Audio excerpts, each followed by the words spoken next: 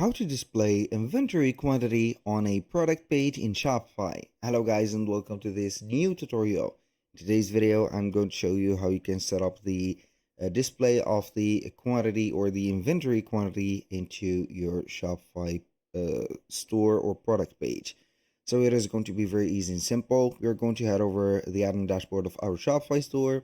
As you can see, there it is. So basically we're going to modify the first thing, which is going to be the products. We're going to have at least set up the inventory of the product. You're going to visit it and set up the inventory of it.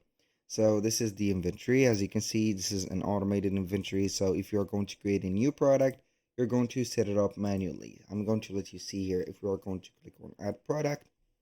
Now we're going to have the inventory. We're going to track the quantity. And as you can see, we are going to put whatever we want from here.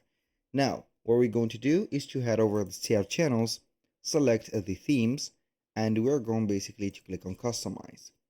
Once we have did that, we're going to head over the top, as you can see, and we're going to click on the home page, select product, select default product, and this is the real, as you can see, product page.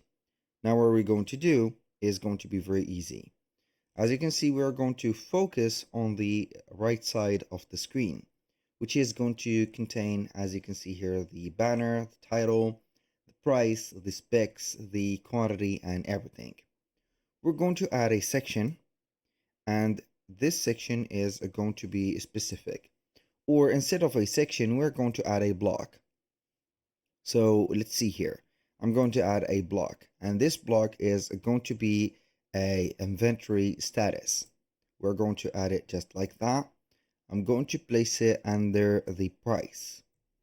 We're going to find the price normally here, and we're going to have the inventory status, which is going to be the inventory count.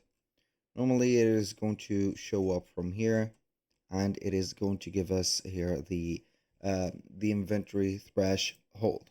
So basically it is going to be right there. So this is it. Maybe we're going to have it above the buy button, and it is going to be right there. So unfortunately it didn't give here the right amount, but it doesn't matter. If you're going to create a new product with a quantity or a specific, let's say, inventory, it is going to show up right there. And here you have it. The most important thing in here is to have the inventory status a block in here. So you're going to add it as a block, not a section, on the template page. That was pretty much it for today's video. Thank you guys for watching. I hope that you have enjoyed the content, and I hope to see you on the next one.